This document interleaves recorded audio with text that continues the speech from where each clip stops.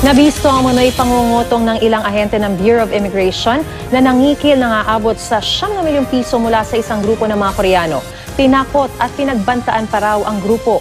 Balita natin ni Marisol Abduraman.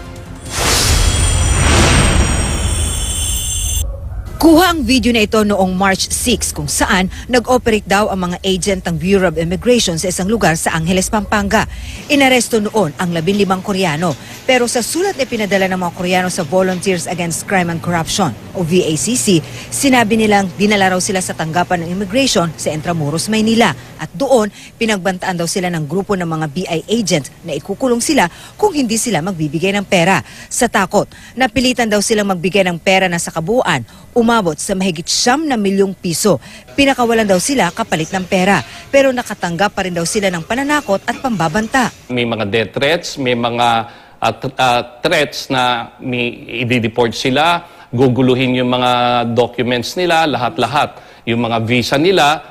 Ang masakit dito, bakit hindi nila tuluyan, mag-file sila ng kaso dito? Kaya napilitan na raw ang mga Koreano na magsumbong at magpasaklolo sa VACC. Ayon sa VACC, hindi ito ang unang pagkakataon na nasangkot ang parehong grupo ng BI agents sa pangingikil sa kaparehong modus. Sometime in June 2018 sa Ayala, Alabang, naka-extract sila dyan ng 19 million, nang hingi pa ng another 1 million, a total of 20. Sumulat na rin ang mga Koreano sa DOJ at PACC para humingi ng tulong. Ipinakita namin sa Bureau of Immigration ang video. Kinumpirma ng tagapagsalita ng ahensya na mga tauhan nga nila ang nasa video. Pero aprobado naman daw ang kanilang mission order. Gayunman, hindi raw nila isasantabi ang mga aligasyon.